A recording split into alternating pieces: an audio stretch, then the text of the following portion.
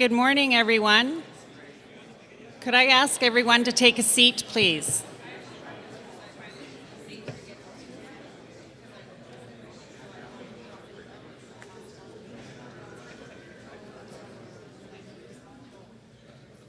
Thank you. I wanted to welcome everyone today to the 2017 annual public meeting for the BC Safety Authority. It's great to see so many people in the crowd. I would encourage each of you to get to know each other as we go along today. It's nice to see some blended tables from different organizations.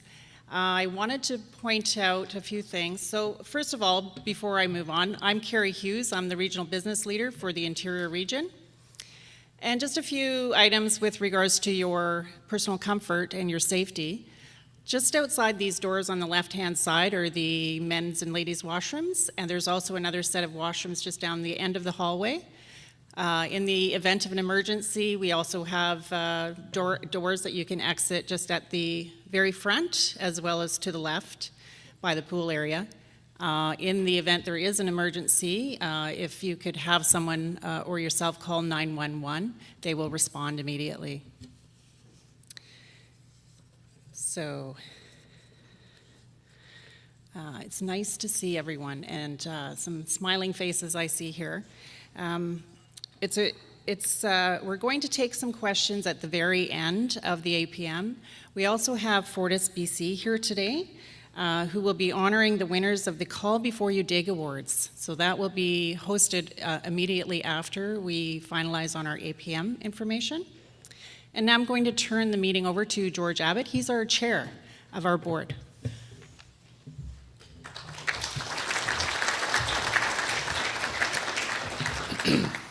Well, thank you very much, Carrie. It's a great pleasure to be with you this morning. It is my pleasure to welcome you to the 13th annual public meeting of the BC Safety Authority, and I officially call the meeting to order. I also want at the outset here to acknowledge that we have the good fortune today to meet on the traditional territories of the Okanagan First Nations, and we thank them for the honor of doing so. Also, we want to thank the City of Kelowna and the Okanagan region for hosting our conference this year. It is invariably a great pleasure to visit your wonderful city and your wonderful region.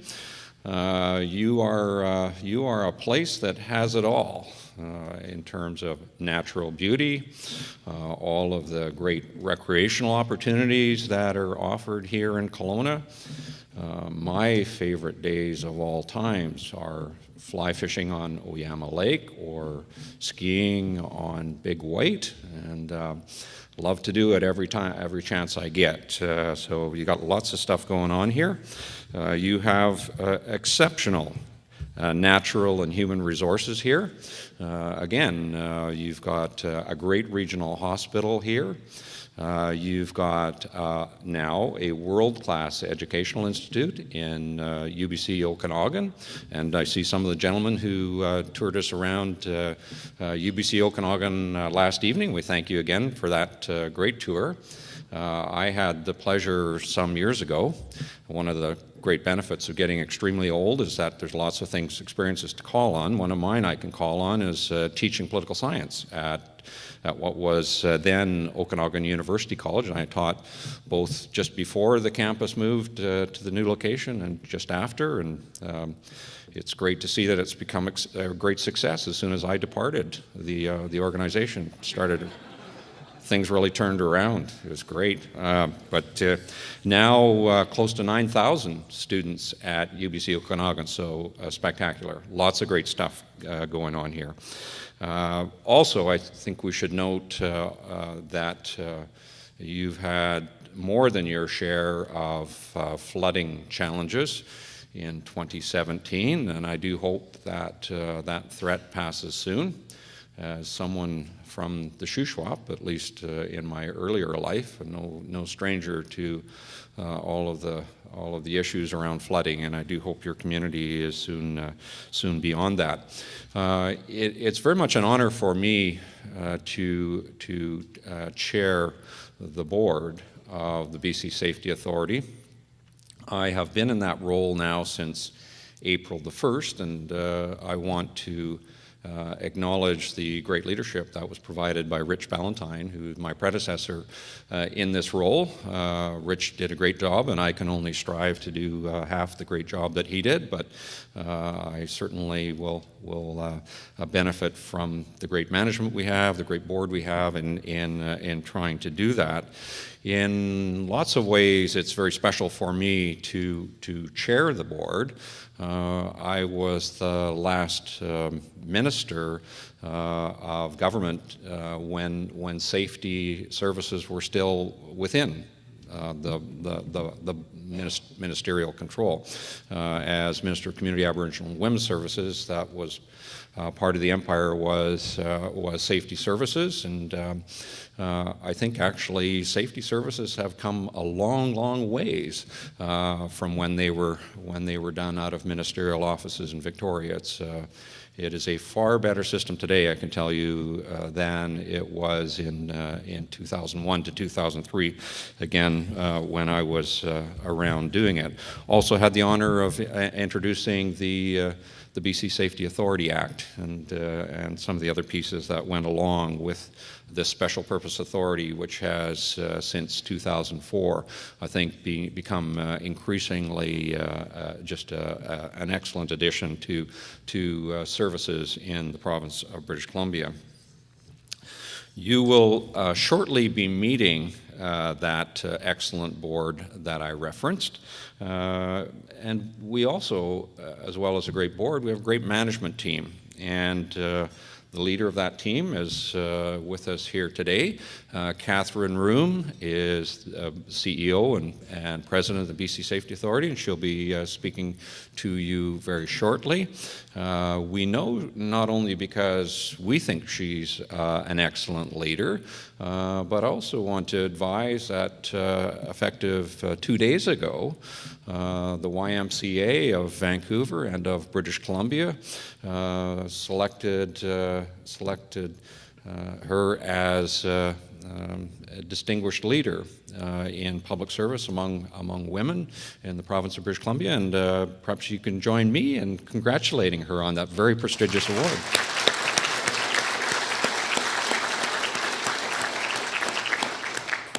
We also have, and I know there's quite a number of folks here from the Safety Authority Regional Office, and welcome them. They are also very much a part of our knowledgeable and dedicated safety delivery team in not only this region, but the province of British Columbia. BCSA's employees do many things, as well as issuing licenses and certificates. We work with industry to reduce safety risks through inspection and assessment. We work through research, education, outreach, and enforcement to try to ensure that British Columbians wake up every day and work, play in as safe a built environment as we can construct here in the province of BC. We administer the Safety Standards Act and part of the Railway Safety Act, including the rapid transit in Vancouver, and we oversee technologies across the province, including electrical, gas, boilers, pressure vessels, refrigeration systems, elevating devices, railways, passenger ropeways, and amusement devices. So the next time you're on one of those, what are those things? Ferris wheel or a roller coaster, just think that no worries here. This is inspected by the BC Safety Authority. No reason for concern at all. Our APM is an opportunity to share with you what's new, and my colleagues from leadership are here to tell you about that.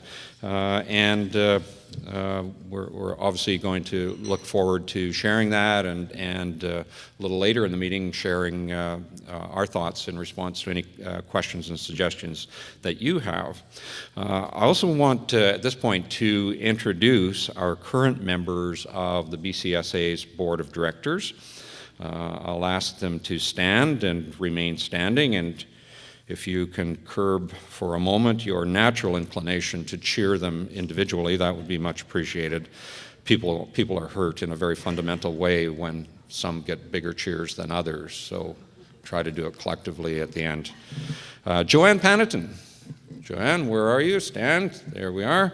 Karen Basilewski, Doug Scott, Brenda Eaton, Hugh Gordon, Neil Cumming, Alison Nayrod, Ian Banks, Jordy Henderson, and our newest board member, Jeremy Black. Ladies and gentlemen, the BCSA Authority's Board of Directors.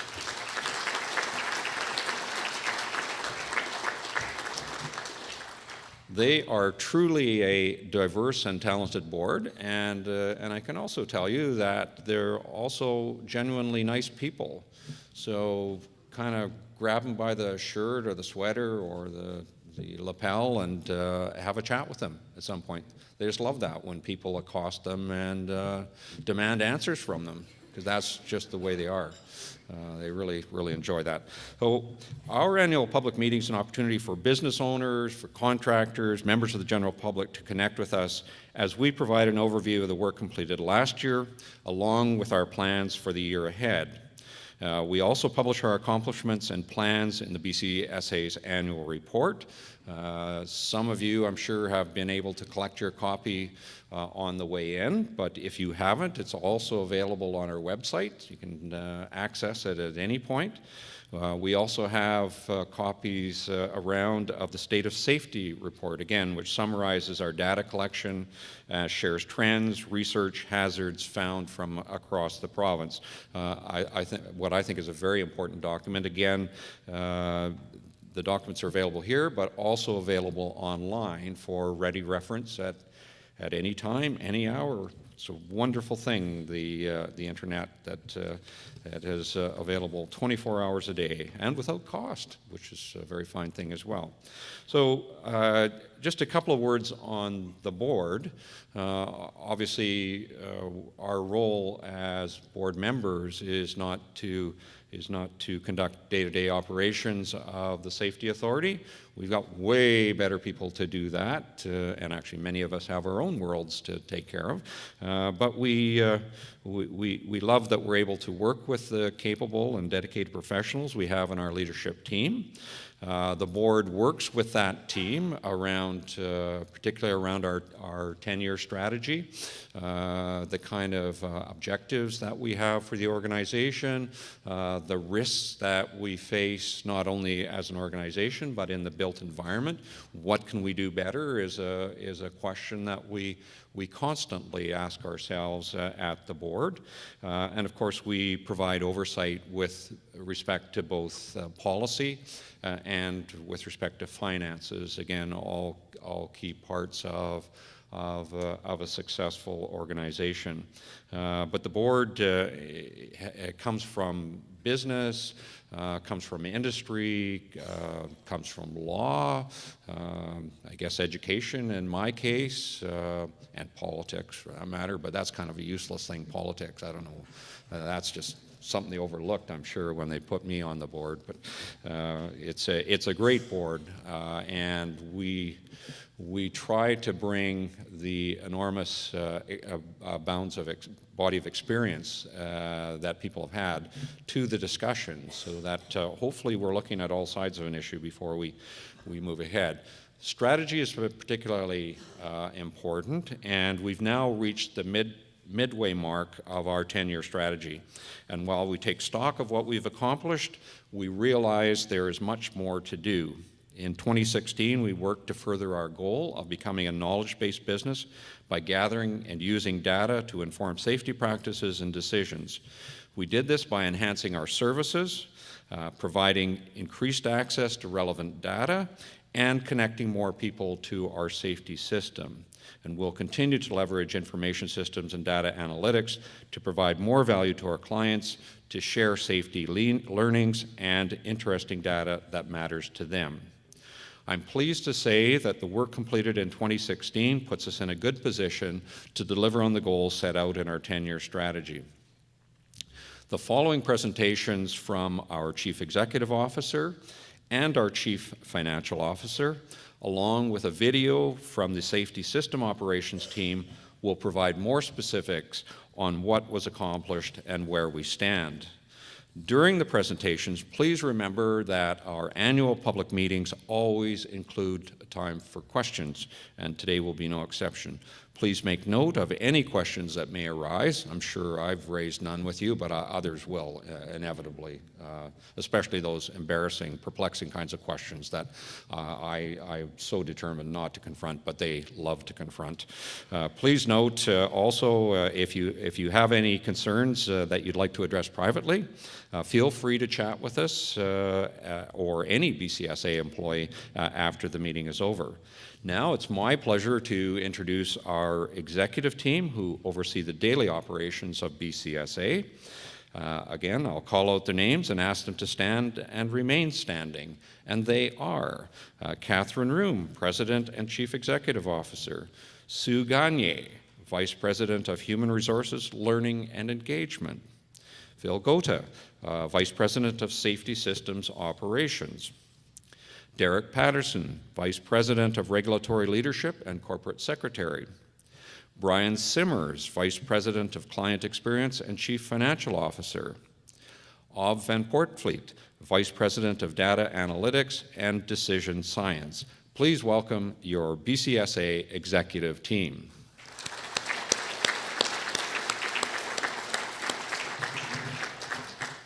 And it is now my pleasure to pass over the microphone, and I suppose the gavel too, for that matter, to our President, Chief Executive Officer, Catherine Room. Thank you.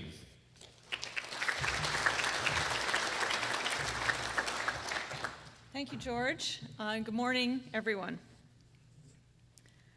Accountability, authenticity, and simplicity. These are our values.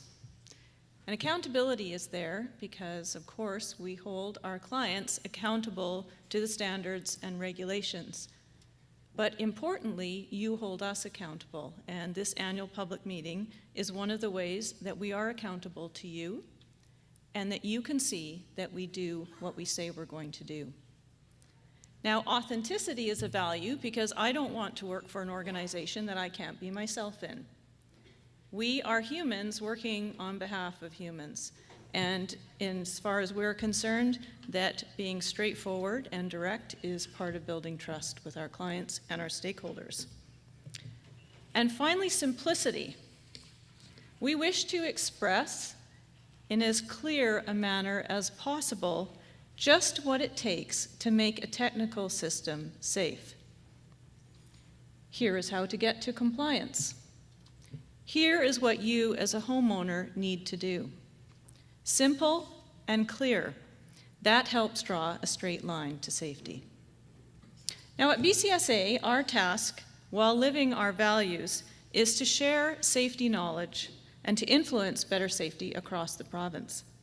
And because we live and we work in the province, we also then choose to hold our annual public meeting in various locations across the province. And we are delighted to be here today in Kelowna. This region, of course, is a leader in economic progress and innovation. And on a daily basis, our safety officers work with new technologies, supporting all those owners of technical systems who affect safety. From your fabulous new hospital, to wineries, tech startups, residences, and shopping centers. And we also see a lot of folks across the interior coming into our office on Kent Road, writing exams, and taking their trades training to the next level by achieving a safety credential. Now, I'd like to touch on 3 topics today. First, what we are seeing in the quality of work across the province, how we're improving our connection to contractors and to asset owners, and how we continue to build safety awareness. So how are we doing on safety? Well, last year in the interior, we had to complete 29 incident investigations within the gas, electrical, and boiler technologies. And we also focused on another 32 reports of hazards that needed attention. Throughout the meeting today, we'll be sharing some stories about the front line on safety, and hopefully some of those resonate with you. Now, as you are all too aware, all of this month, heavy rainfall on top of a very large snowpack, followed by warmer weather, has increased the flooding potential across the interior. Electrical and gas hazards are more prevalent during times of disaster, and so our challenge is to spread awareness to homeowners and to businesses alike while they are dealing with difficulty and loss. And we are always concerned when electrical systems are submerged, and yet people may turn to those in order to hook up pumps. It's an extreme electrocution hazard, and no hard asset is worth a person's life. Now, from inundation of water to suffocation danger, we continue to battle carbon monoxide as one of the biggest safety risks in British Columbia. In February of last year, 5 people were rushed to hospital in the interior because of CO. Exposure to CO occurred as the pipe holding combustion air disconnected, and a water heater located in the same mechanical room had an incorrect draft hood attached, and the building's air duct connecting the return air was plugged. Now, all of these factors contribute to a very dangerous situation with an odorless, colorless, and poisonous gas.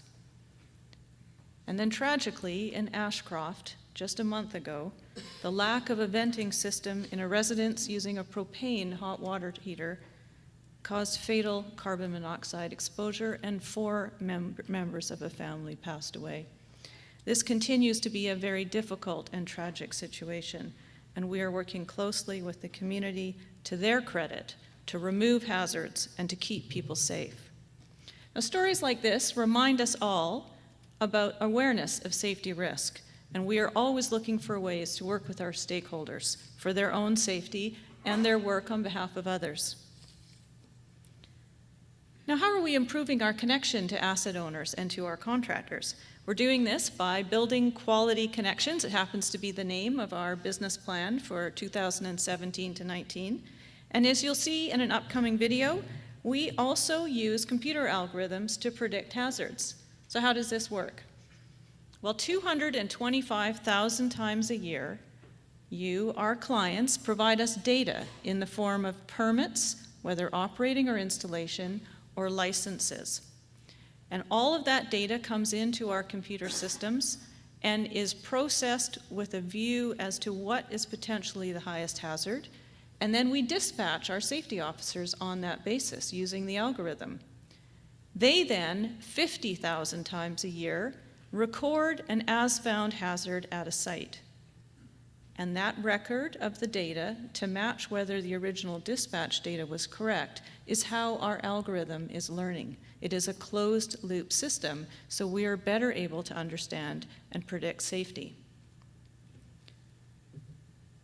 Now, we continue to make our services and resources as easily accessible as possible, and we're converting our users to an improved online experience.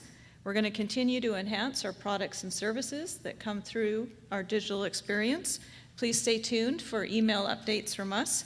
We're going to invite you to use our new and improved online portal to pull your permits, take out your licenses, and renew your certifications. The priorities that we mentioned in our business plan are based on inroads that we had in 2016. And we worked harder in 2016 to listen to your feedback and your needs. For asset owners, we performed over 35% more physical assessments of your equipment.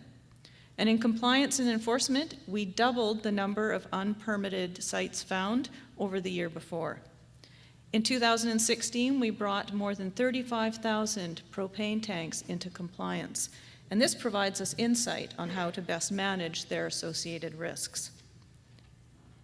So, lastly, how do we continue to build safety awareness?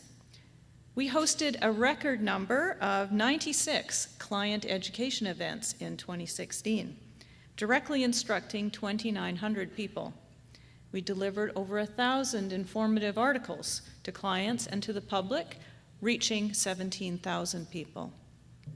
And our 25 partner organizations, including Fortis, who was with us today, help us distribute and share safety knowledge.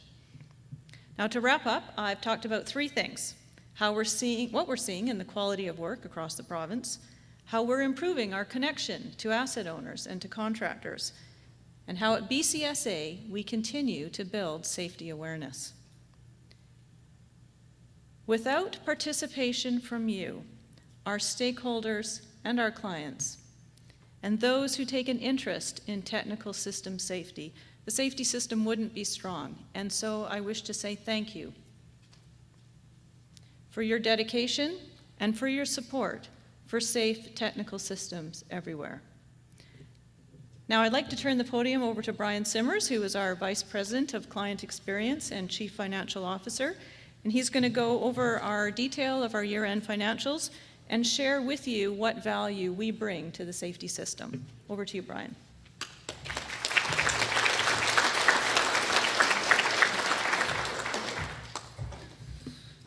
Thank you, Catherine. It's a pleasure to be here. It's my third annual public meeting, so it gets better every time. My speech gets better every time, too.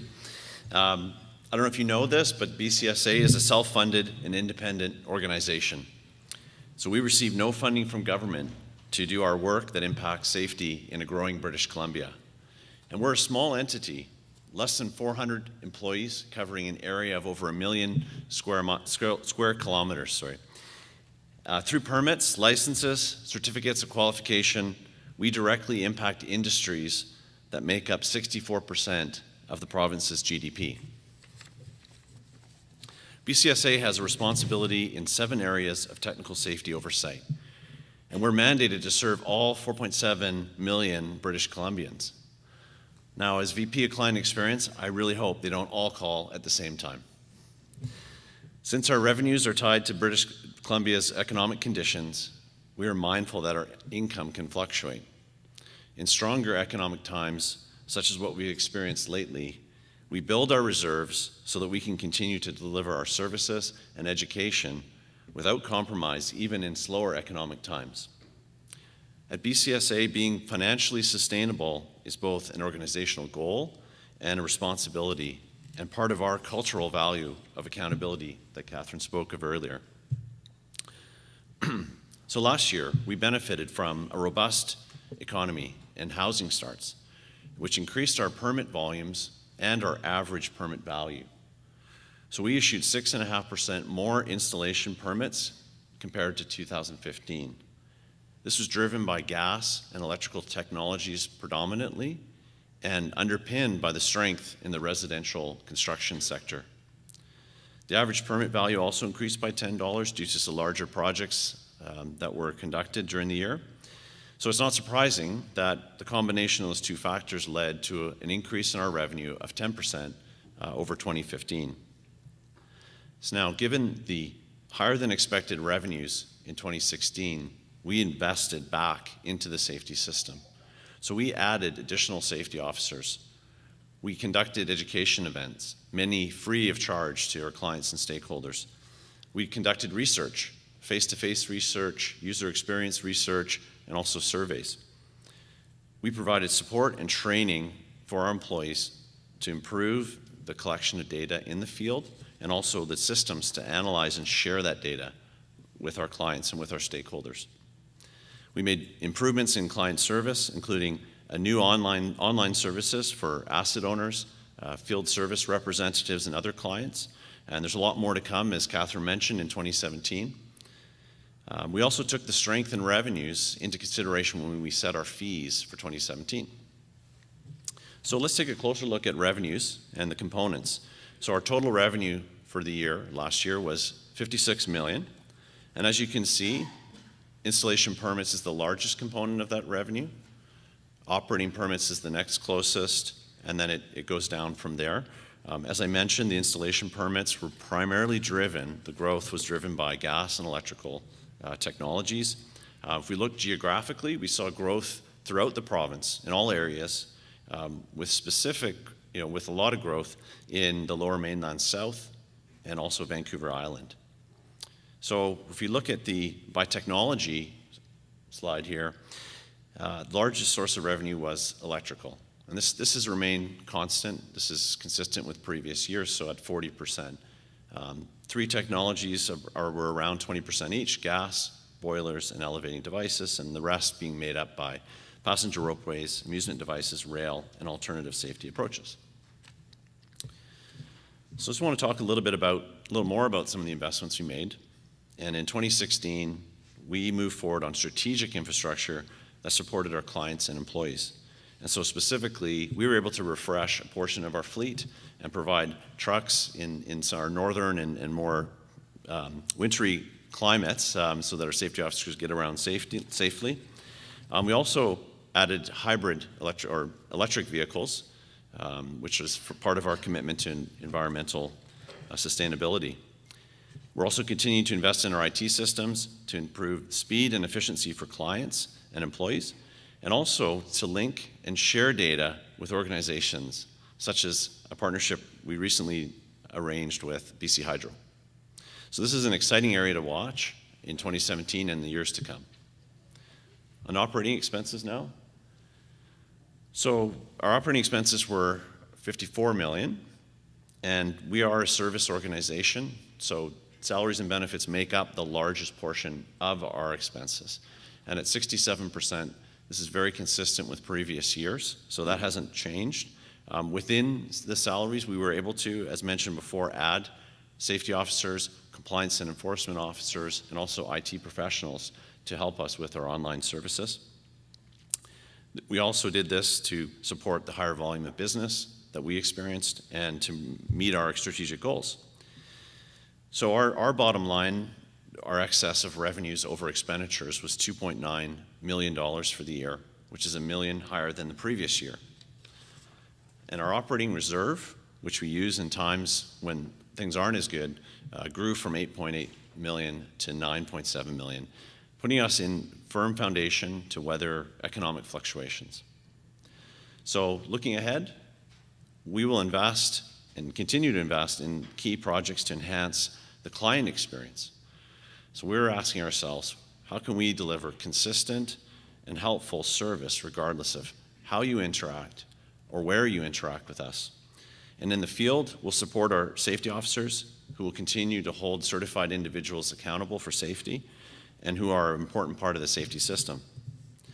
We will continue to level the playing field and increasingly use analytics to seek out more unpermitted work and equipment, and in the process, changing behaviors and strengthening the application of our safety mandate.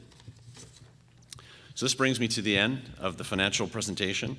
I hope this overview provided you with a better understanding of our picture, our financial picture, and I also hope that we can engage further about how can we leverage smart investments in IT, in human resources, and partnerships to advance technical safety.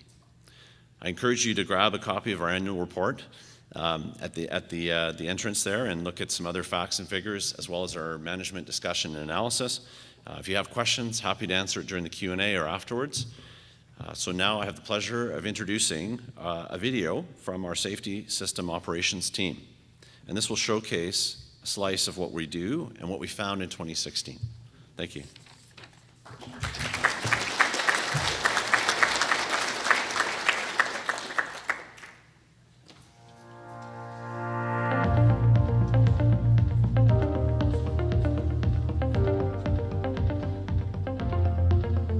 BC Safety Authority oversees technical safety in places and things that British Columbians use every day, like the electrical and heating systems in new homes, hot water boilers in schools, or commercial storage tanks for propane.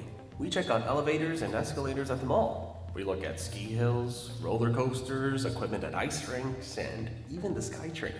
All of this and much more. Within our 7 technologies, we collaborate with stakeholders like you to keep things running, moving, and working smoothly and safely throughout the province. Whether it's through permits, inspections, education, research, or outreach, we thank those asset owners, contractors, and homeowners for working with us. You all play a role in promoting a safer BC.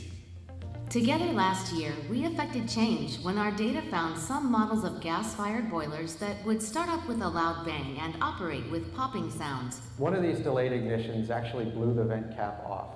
It imploded the installed vent into the boiler, and the products of combustion were actually venting inside the building.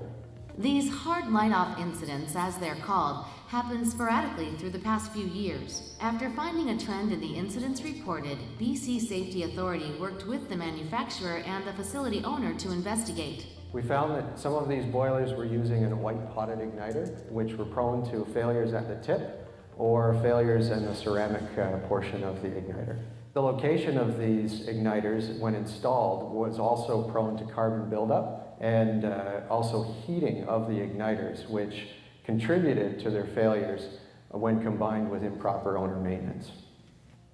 The manufacturer helped with repairs and replacements of the igniters, while BC Safety Authority issued a safety order for owner awareness. Today, this case is being looked at by the certification body that may implement boiler certification standards at an international level. We also investigated several carbon monoxide incidents in 2016, but this one stands out in our books. It was the summer of last year. We were notified that a carbon monoxide incident had occurred in West Vancouver. The family lost one member and 3 others were rushed to hospital. The family had been running their boiler to heat their pool system, while at the same time the air handler for their air conditioning system was operating. An opening in the ducting system supplying the air handler created a negative pressure within the mechanical room containing the boiler, which did not allow the product's combustion to vent outside of the building properly. Instead, the product's combustion containing high levels of carbon monoxide were circulated throughout the home by the air conditioning system.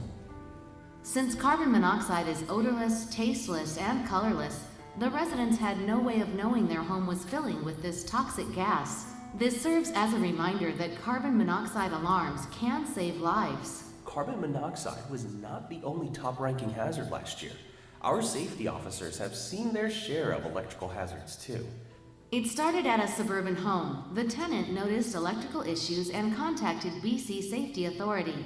Our safety officer found broken outlets and damaged light fixtures. More shockingly, a 240-volt electrical distribution panel was found under a deck in dark and wet conditions. It had no safety cover and was accessible through an unlocked door. All the work had been done by an unpermitted individual. Our stats show that work performed without a permit is 2 to 4 times more likely to result in a serious hazard. We work hard to provide education, awareness, and guidance, but when the law is not followed, we take enforcement action to protect public safety. Finding unpermitted work was also a priority as it levels the playing field and increases the integrity of our safety system.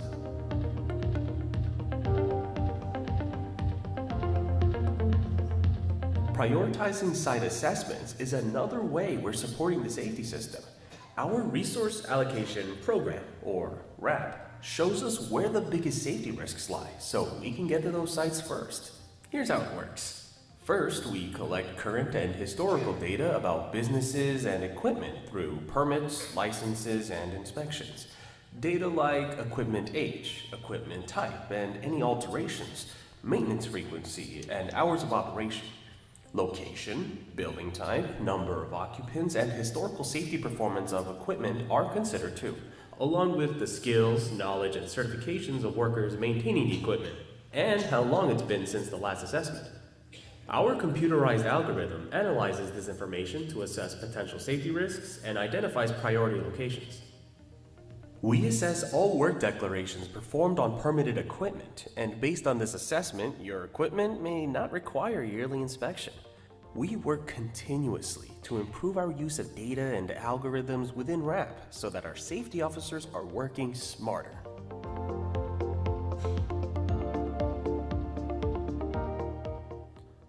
The future of BCSA's operations include better data, more data, and sharing of data relevant to our clients and their businesses, because safety is a shared responsibility.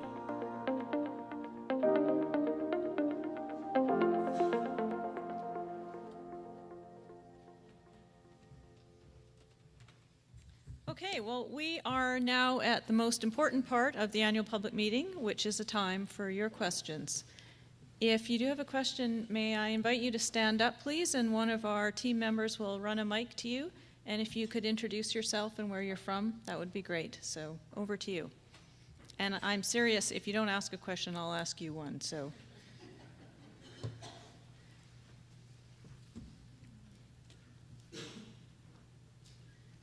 While we're awkwardly pausing and waiting for a question, I want to acknowledge that we have some alumni BC Safety Authority employees in the audience, which is incredibly near and dear to my heart, that people would actually take the time out of their wonderful retirement in the South Interior to come to an annual public meeting.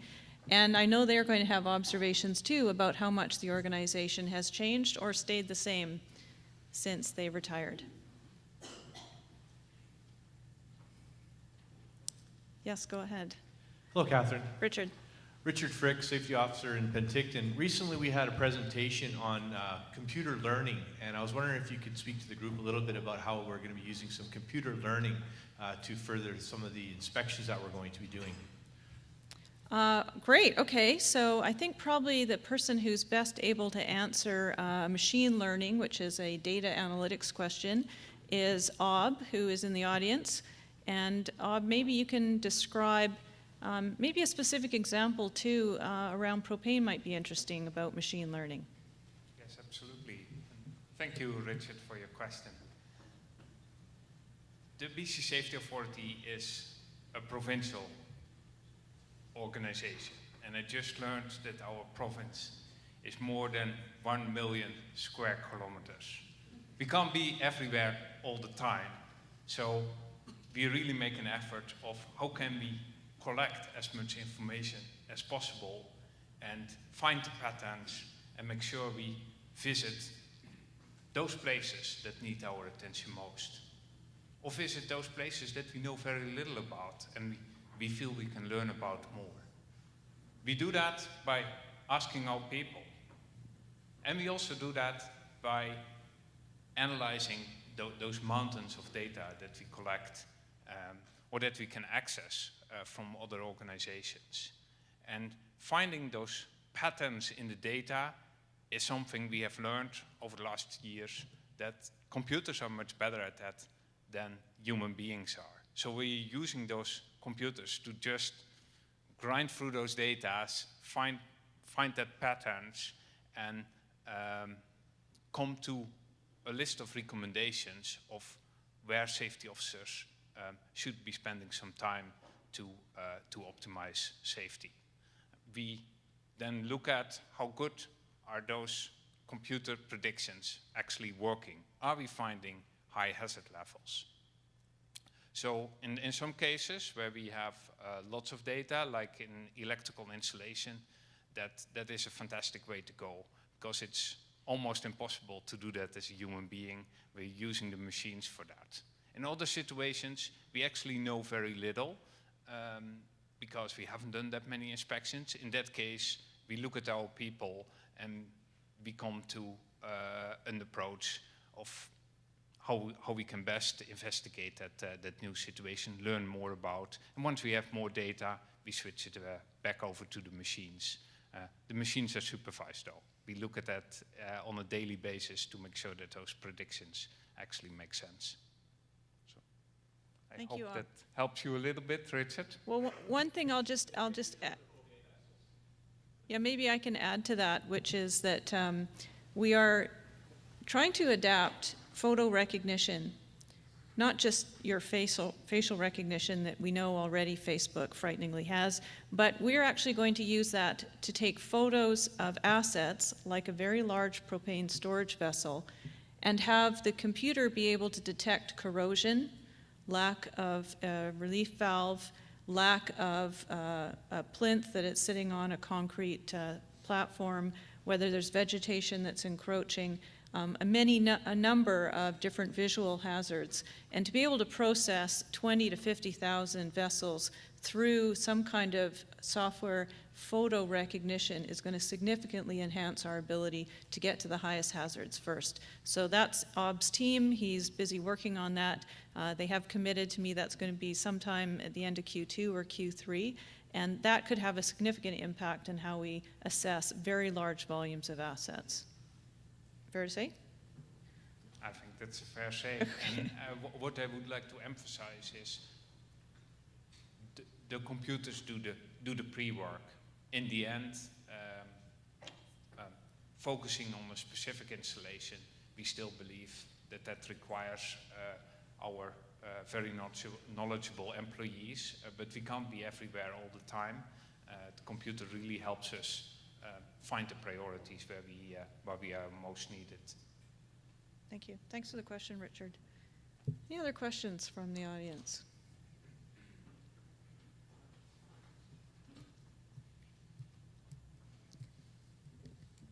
Bonnie.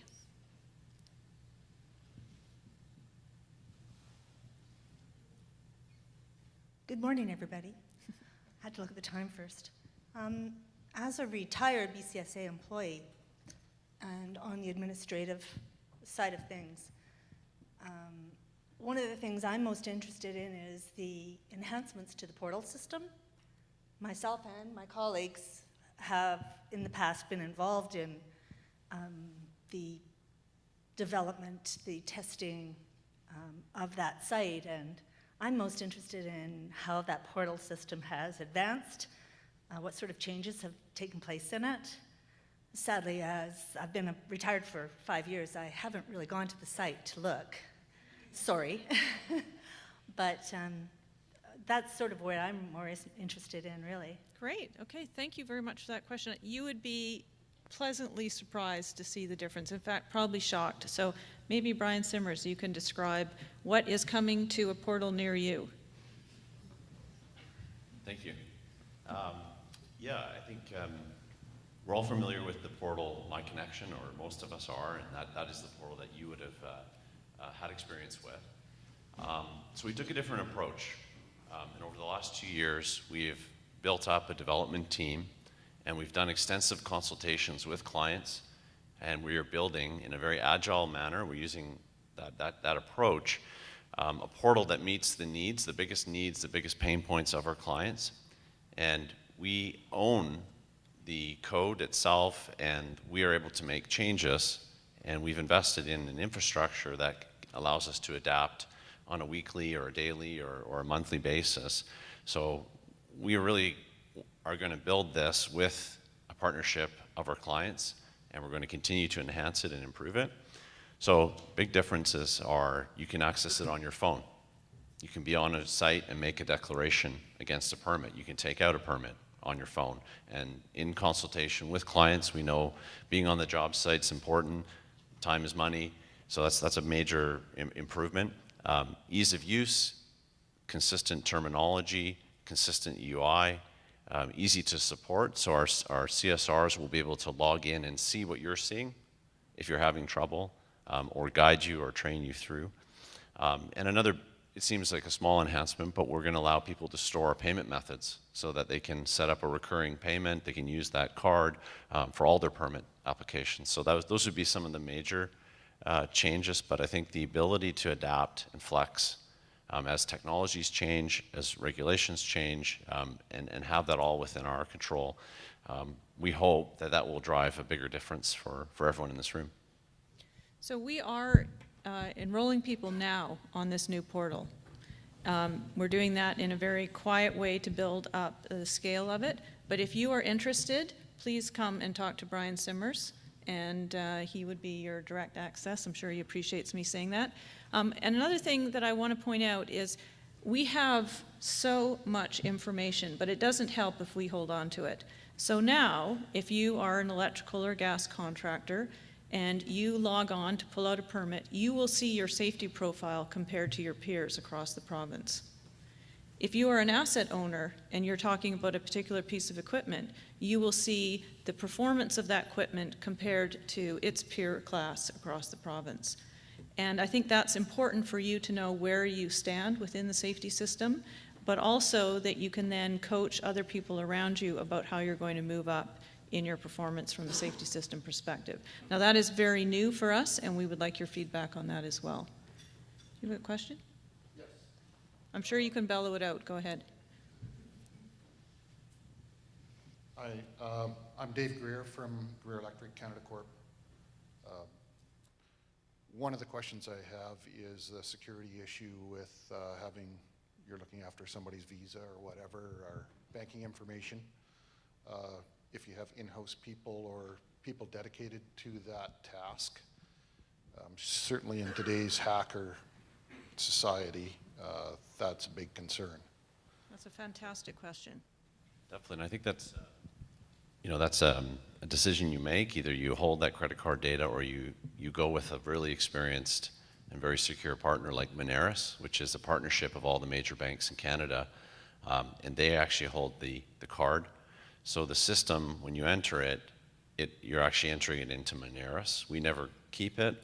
What we get back is a token. And when we want to use that token to make a payment, we exchange the token for a payment. And we don't hold any credit card data in our facility. I think it's a further level of security because you're now not providing your card over the phone to someone that is then keying it in, and it's just more direct access. And you say, just put it on my card. It's not going to work for everyone, but I think for the people that, make multiple permit purchases, it could be quite helpful. Yeah, thank you for that. That's great. Any other questions from the audience? Yes, sir. Someone behind you. Bob's got a mic behind you. Thanks, Catherine. My name is Michael Lowe, and I'm the Government Relations Chair with the Okanagan Mainline Real Estate Board. And I don't have a question, but just an observation, and that's that our point of interaction, we represent realtors from Peachland to Revelstoke, and our primary point of interaction with BC Safety Authority is with respect to the listing and purchase of mobile homes. And I'd just like to acknowledge the outstanding cooperation and support that we get from the Kent Street office here in Kelowna and from the safety officers there. It's very much appreciated. Thank you very much.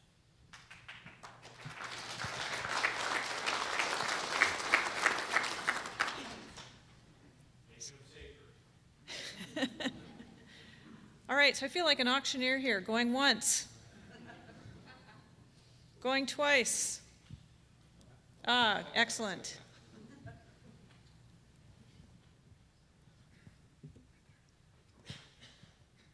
Hi, this is Dave Greer again.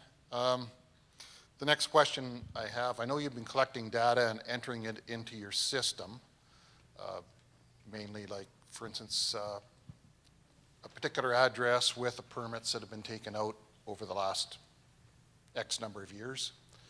Would that be accessible to us sometime in the future, or do we have to still go through you to access information to find out what was taken, what was covered by a permit and what wasn't? So can I just ask a clarifying question? Is this related to addresses where you have done work yourself, or is it just generally when you're looking up an address, has there been a permit at that address? Maybe it's a prospective client.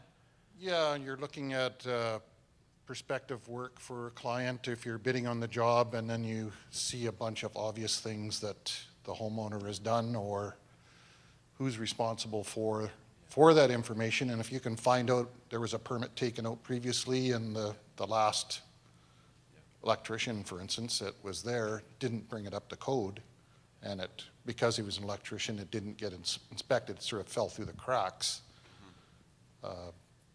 There's just to look it up, and sometimes if you run into, say somebody else has taken a permit out to hook up the service, for example, and then they didn't want to take out the rough wiring part of it. So we got involved with, well, who's responsible for the hookup? Did he hand in all the paperwork? Is all of that stuff passed already? And I can take out a new permit to cover the extra work that's not covered under his permit. So if it sounds like visibility into what has occurred, by whom, and where things are in the process. I think I would take this as a feature request. There is some information available now. You can type in a site address and get limited publicly available information about a site, but I don't think it would give you all of the information you've suggested there. But I think it's I mean, it's a good and interesting idea that we should explore. So perhaps you and I can chat afterwards and understand it a little bit more. I understand where Mr. Greer is coming from, and what I found that you guys used to do was have where we can look onto an address, we could see that there's a permit pulled, it would tell us actually who was the contractor that did the work. Then the Privacy Act came into play, and you guys pulled that from the plug, that we couldn't see it, where it gave us the advantage, not just only who did the work, but we could phone that client or the contractor and say, is Mrs. Jones actually a good person to work with? Or why did you only do this certain portion of the job? Are they a bad payer? Anything of that nature. It's not just that we're trying to peer onto which contractor was doing the work and going, oh, gee whiz, they stole my job or whatever it may be. It's just that it gives us the advantage to find out why all of a sudden that person's not doing the work and is there a problem for it, and it gives us that chance. And you guys did have it, and you guys pulled it. Now, BC or City of Kelowna, if there's a project that's been awarded or a permit for a home renovation, that contractor's online, you can see who's did the work, but we are not allowed in the plumbing side or in the electrical, where we can't see it. So why? So that's a good question, and you did mention the Freedom of Information and Protection of Privacy Act, which does apply to everything the Safety Authority does. But you mentioned that the City of Kelowna does not apply that in the same way to their permitting process. Yeah, you can see it. That's very interesting, so we will follow up, and our team will. So thank you. That's great. That's a great insight. We totally understand the pain point. I think in terms of how there's a transition and a handoff between contractors, or even an understanding of whether that client was a good client or not, that's information that obviously is helpful to you. So thanks for the insight. Well, if we ran across this where there was jobs that were actually, that person's no longer there, I'm sending my technician out to the site, all of a sudden we find out that there's another permit. We see it online because my girls look on my Connect, and then lo and behold, we're now trying to ask this question to the owner, and the owner's going, I'm not going to say anything. Why should I? Do you want to do the work or not? And now our heads are going, well, okay, what are we supposed to do here? And it's kind of a warning system. I ended up finding out from the owner, and that particular contractor went ahead and said, yeah, he's a good payer, everything was fine, we just didn't see eye to eye. End of story. So it gave us that opportunity to still work through that job and get the client what they actually wanted when it was all said and done. Thank you for that example. Excellent. Group huddle after. Any further questions? Thank you very much for those. That was very, very good. Well, so I'll call it the caterpillar in the yard goes to the woman in red over there. So that's the end of the auction. No, I'm just kidding. I've always wanted to do that. So given that there are no further questions, but we will all be here through the buffet lunch, which is coming, which is going to follow the Fortis Awards. Please come up and ask us anything in person if you would like. And I will now turn the meeting back over to George Abbott, our board chair. Thank you.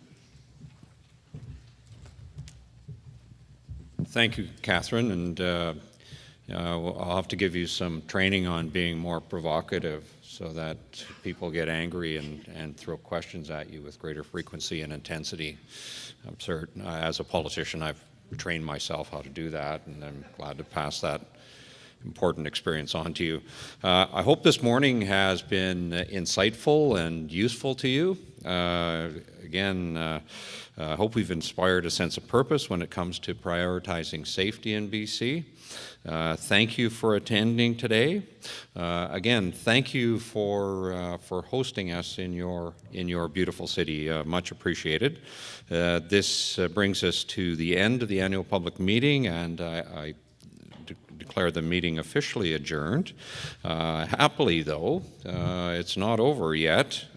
Please stay seated.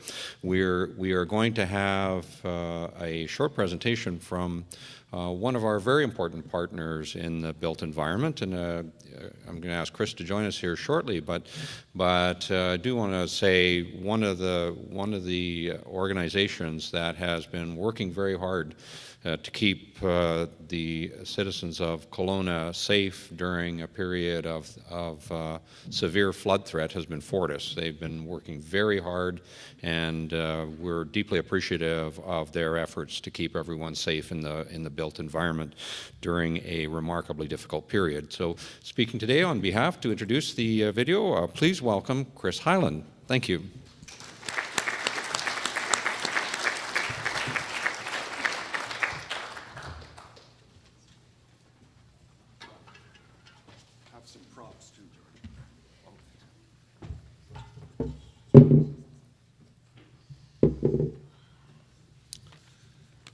Afternoon, everyone. Thank you very much for having us. At Fortis BC, we process over 100,000 requests to locate our underground infrastructure across our service territory each year. As the safety is our top priority, we wanted to recognize companies who share, thank you very much, Michelle, thank you, who share our priority of safety.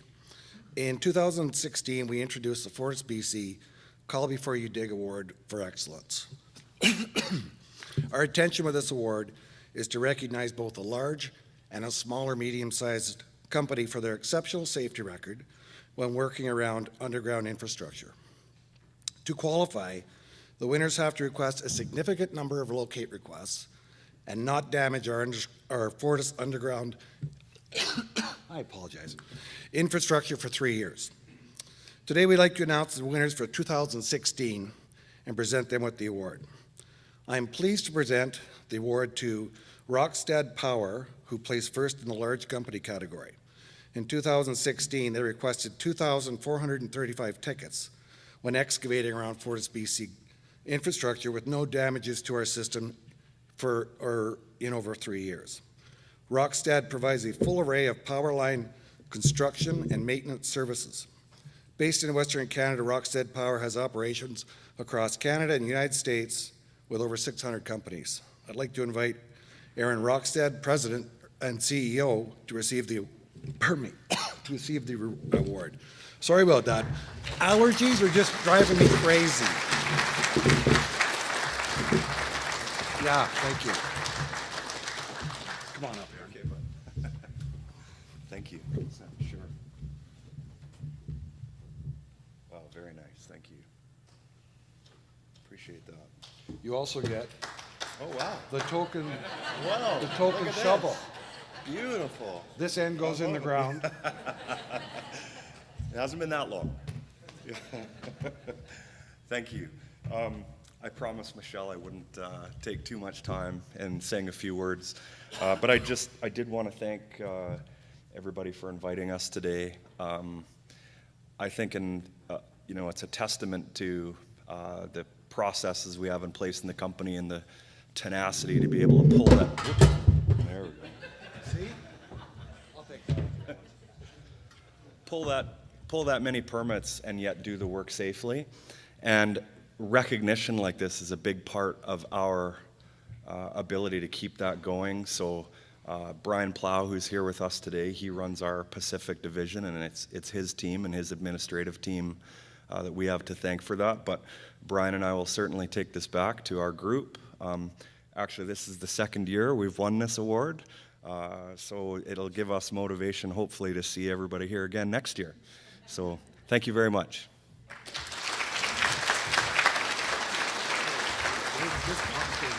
Okay, perfect.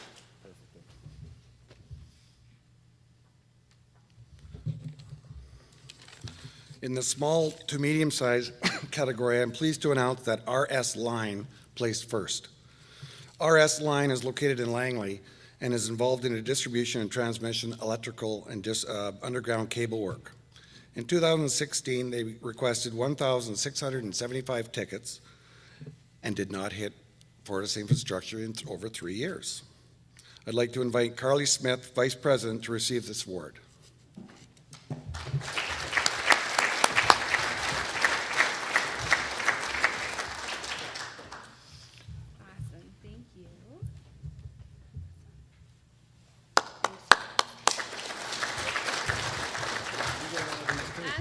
Oh, perfect. Thank you so much.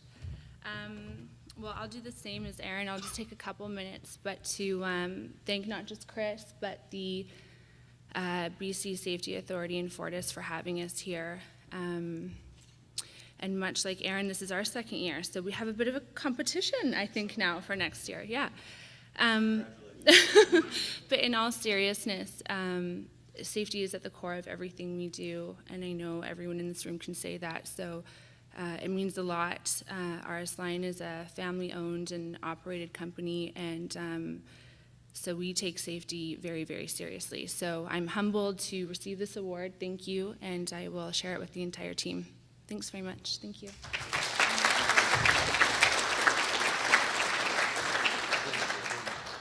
Okay, awesome. Thank you. I'd like to thank the BC Safety Authority for hosting us today and allowing us to present these awards during your APM. Safety is a joint responsibility. We are very pleased to work so closely with the Safety Authority to raise awareness of safe excavation and acknowledge the exemplary contractors and companies in the communities we serve.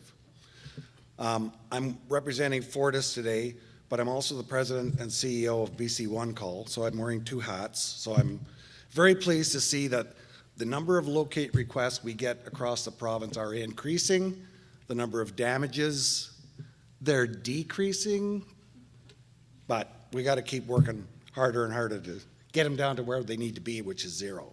So thank you very much.